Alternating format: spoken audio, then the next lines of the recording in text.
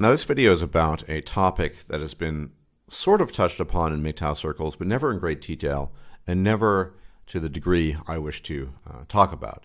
Now, I'm going to start this video off by relaying a passage from the site My Cheating Experience Experts Help, dated 20th December 2016, with the headline, I cheated on my husband of almost 10 years, and the subtitle, I cheated on my husband. So it's a bit longish, bear with me, and then I'll get on to the meat of the video because it's related and it's relevant. This story may be long, so please bear with me, God forbid. I've been with my husband for 15 years and married for close to 10 years. Halfway through our marriage, I was diagnosed with an illness which decreased my sex drive. I also have no kids due to my illness. Because of my low sex drive, I would mostly say no to my husband if he wanted to have sex. Sex would occur maybe once a month or maybe every few months. One day, while watching TV, I grabbed my husband's phone to look at some pictures that he took, and he immediately took back his phone and started acting suspiciously. My husband is a very bad liar, so I knew instantly that he was hiding something. He confessed and showed me all the porn that he had been watching. I was so upset at him and cried because I felt betrayed. If he told me he had been into porn, I would have been okay with it and watched as well. I guess it was the sneaking behind my back that made me upset the most. By the way, the English here is absolutely atrocious. These people, do people still graduate high school or learn writing skills? I'm correcting as I go along. Months went by, and I could feel my hormones starting to change. I was always horny. This time, when I wanted to have sex with my husband, he never had the time. He works 2 jobs and gets exhausted. One night, we made the plan to have sex when he got home, but it never happened. When he left for work, I started watching porn, but it did nothing for me. I then began to masturbate, but again, nothing. I decided to go online and sex chat with strangers to see how it would make me feel. I chatted with a few guys, and the feeling was incredible. It made me feel so bad. I would take sexy pictures and rejoice every time I received a compliment on my hot body, and hot is spelled with 2 T's here. I felt wanted, which is exactly the feeling I was longing for. I then began chatting with this new guy. He was different, he was funny and cute, and also married, and feeling lonely in his marriage. With him, it wasn't about the sex, it was more emotional. For me, I have an amazing relationship with my husband, so I was purely looking for something sexual. I spoke to this guy for about a month, and finally decided that we should meet. I would wake up in the morning, and my husband would tell me how beautiful I was, and how lucky he was to have me. A week before meeting the other guy, I started feeling knots in my stomach, knowing that I couldn't betray my husband. I ended up coming clean to my husband one night after dinner. I told my husband about how I was going to meet a stranger to make out, and told him it was because I was feeling unwanted by him. My husband was so gracious and understanding that he did not get upset at me. More than anything, he was trying to understand where all this was coming from.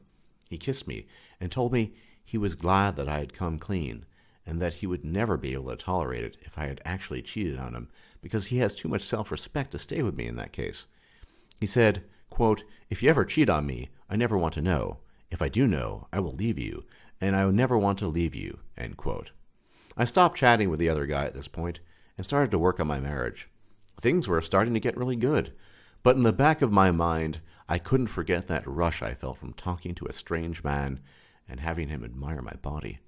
A few weeks after confessing to my husband, I was back online.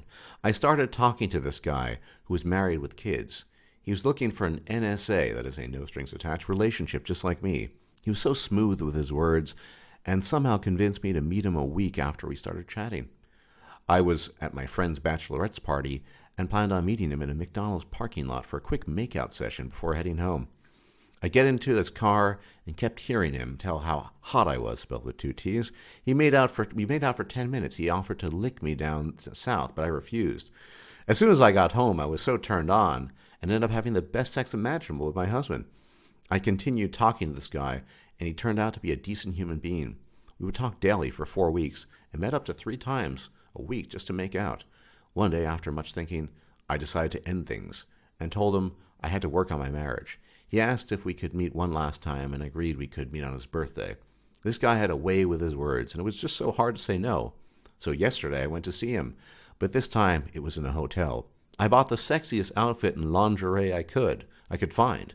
He was so passionate. He kissed every part of my body and even did things I wouldn't allow my husband to do. I gave him a BJ and it made him come within a matter of seconds. He called to check up on his kids, and they weren't well, so he wasn't able to get hard in time for us to actually have sex. But what we did enjoy was 3 hours of passion, and I just can't get it out of my mind.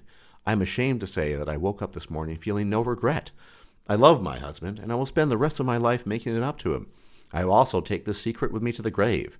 I guess the reason for my confession is to know how I could move forward. How can I make things better? A million thoughts and emotions have been running through my mind all day, and I know in my heart that my husband deserves better. I know I'm a cheater, but that's not the only label that defines me. I love my husband more than I love my own mother. I always think about all the years I deprived him of sex, yet he never cheated on me, and yet here I was after a few months of neglect going off and having an affair. He is my best friend, and I could never imagine my life without him. I know he deserves better. How can I make myself better and worthy of him? I no longer speak to the other guy, but how can I stop myself from getting tempted again? I would appreciate some honest advice. End of the story, gentlemen, and on to the meat of the video. Now, gentlemen, there are literally millions of posts like that strewn throughout the internet of stories, mostly of women relating how they cheated on their husbands, and they're not all identical. But there are some very persistent and common threads, that is, things that are recognizable as uniquely female. Now, people often say, men cheat because they're horny and women cheat because they feel emotional neglect. That might be true in terms of general trends, but I think it's a bit too narrow and too limited in discussing the matter. So, oftentimes we talk about hypergamy and the need for women to extract resources from men. And I've said this many times that, resources aren't just about money. There are many different types of resources. And women have this very unique ability to partition up their feelings, or an alternative word might be compartmentalize their feelings in such a way as to assign different values with respect to the resources they wish to extract to different men. Now, in the best case scenario, the man they're together with, the husband or the boyfriend, is the total package. He displays genetic fitness, has wealth, stimulates her emotions, gives her the attention she feels that she deserves, etc., etc., in which case, and it is a rare case, she might feel contented and have no desire to stray.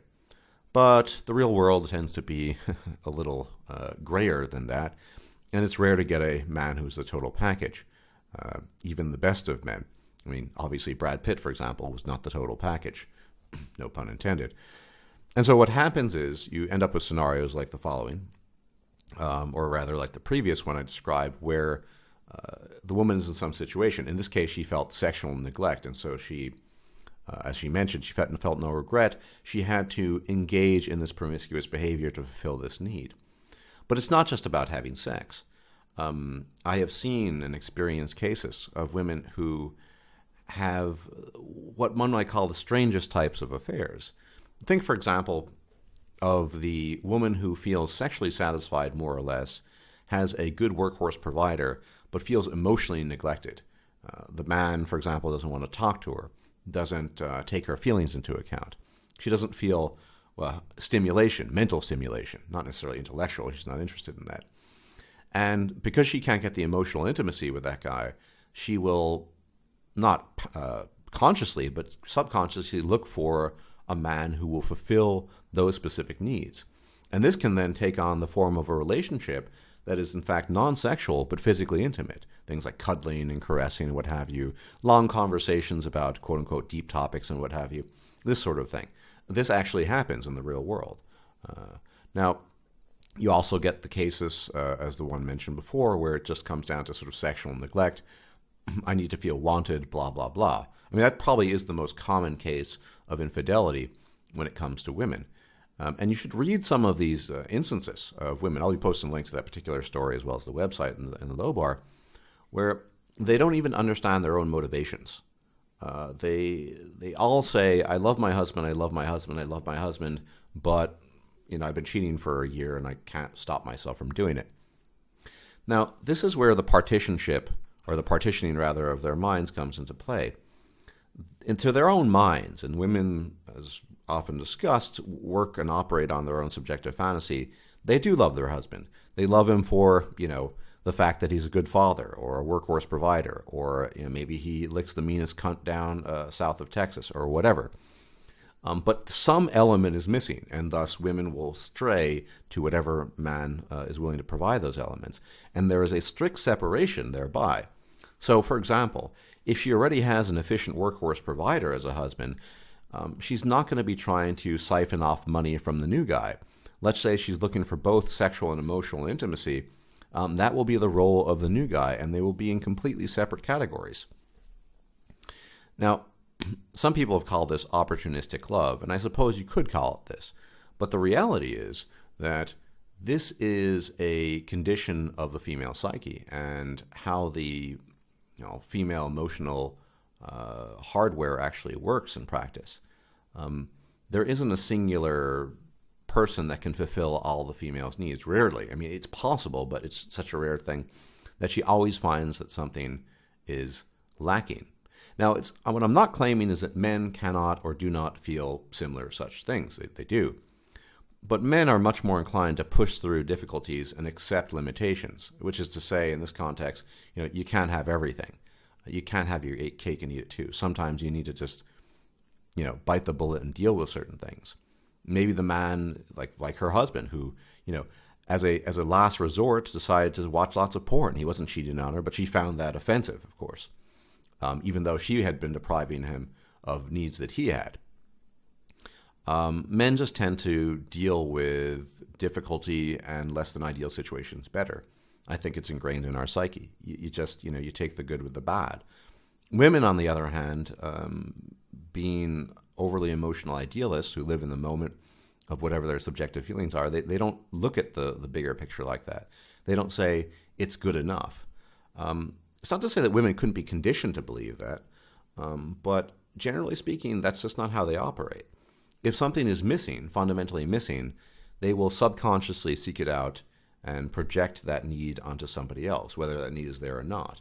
So whether it's a purely sexual need, maybe she just wants attention and emotional intimacy and a sense of, guidance or purpose in her life, whatever it might be, she will find that in another man. And it's entirely possible, mind you. I've read such stories online of women having effectively relations with 3 different guys. One guy who's the workhorse provider and the father who pays the bills. Another guy who's this amazing lover who licks her cunt and, blows his load on her face. And another guy who's sensitive and understands her, that she loves to spend hours cuddling in front of the fireplace with. I kid you not. I've read such stories. And so women love all of these men in their quote-unquote own unique way. Now, this is the biggest issue, I think, for men. I mean, this is I'm just describing female behavior here, but the issue with men, of course, is we don't operate along those lines. It's not to say that a man can't sit back and then think, well, Joe is the guy I play softball with, and we watch baseball games with. I watch baseball games with, and Pete is the guy I game with, and Roger is the guy I talk about politics. I mean, there are these categories. But in terms of the female partner, I can't think of a single instance, either in my life or in the numerous discussions I've had with men, where effectively the man is trying to partition his own feelings and say, well, I need this, this, that, and this. I mean, sure, men enjoy sexual variety, but that is not an emotional partitioning of the mind whereby he says, well, I can get, the intimate sex from this girl and I can get the rough sex. I mean, that's not how it really works for men. And this is a very, very difficult thing to come to terms with. I think this also contributes to one-itis, the idea that there's only one woman out there. Now, as many people have said, one-itis is a product of scarcity. I mean, Coterie made a pretty good video on this, where he cites the possibility if you had 80 different women, all of whom were really good-looking, etc., you probably wouldn't suffer from one-itis. But I mean, it is largely an issue of scarcity. But another issue that men have in struggling with their so-called romantic feelings is that they pour all of it into one individual, whereas the woman is naturally inclined to partition her feelings and redirect them into multiple individual men if necessary. And so the husband, for example, who might find out about this, let's say that there was, in the case I read a couple of weeks ago, the husband hadn't, but this woman who has the workhorse provider husband, the hot lover and the emotional guy that she checks out flicks with and cuddles with and what have you. This would be this, he wouldn't understand this. It's not in his mentality. It's not in his mindset. It's just rather alien to him. And so I think one of the contributing factors, not the only, and probably not even the major contributing factor, but a powerful one nonetheless, is the fact that men tend to be very singular in their quote-unquote love and their feelings and affection towards women. There's not this compartmentalization where different women occupy different categories. Yes, men want sexual variety. It's not the same thing as this effectively shopping list that women have. And when the shopping list is not fulfilled, she will consciously, in some cases, but more often than not subconsciously, look to tick off that list slowly but surely. And this contributes to that feeling of one-itis, I think, because the man is singular in his feelings, sort of all or nothing, and the woman is partitioned and separate, and she feels different things for different men. Women live and die by their social interactions. It's not just true, of course, for romantic relationships, but their interactions with their siblings, their friends, their parents. Women are defined by their social environment. They become what their social environment is. And so it shouldn't surprise anyone that oftentimes there is a romantic partitioning of the female mind with regards to so-called love, whereby different men can and do fulfill different roles for her. And I think this might not have been something well known in previous decades or certainly previous centuries because of the harsh penalties associated with divorce and the fact that the environment was just different. But increasingly, like I said, you can just open up, I don't know, cheated on my husband, or what should I tell him, or whatever. There are a million threads like this out there, very similar ones. And they all have that same theme. Generally speaking, not really feeling remorse other than remorse towards the idea of being, caught and losing the, say, workhorse provider, because above all, women risk losing the thing that's most important to them, which at older ages is material comfort. But it's always this sort of, I don't feel regret. I feel I deserved it. He doesn't deserve this, but I feel I deserve X, Y, Z. And this is why men and women are effectively living in different planes of existence. That's why it's so important for red pill knowledge to be disseminated amongst men to understand these aspects of things and to understand that, sure, not every woman does this, but when it does happen, you shouldn't be surprised at all. And you should understand that she is partitioning up her mind and recategorizing different men she encounters in order to fulfill her emotional or sexual needs, or a combination thereof. Obviously the workhorse provider is not usually the guy that she's looking for, so it's usually a combination of emotional, physical, or either or. But I think this does strongly contribute to one-itis, and it can definitely be an issue for men beyond the scarcity issue, just because men tend to be much more singular and focused in everything they do, and that includes so-called committed relationships. Anyway, that's what I have to say about this topic. I did survive Ukraine. I'll have more to say about that at a later date, but getting kind of late here, so I will wrap it up now, and thanks for tuning in. And with a bit of luck, if I'm still alive, I will check you out later. Bye-bye. If you liked this video, please like, share, and subscribe. And if you enjoy my content, please consider making a donation or becoming a patron. Thanks for watching.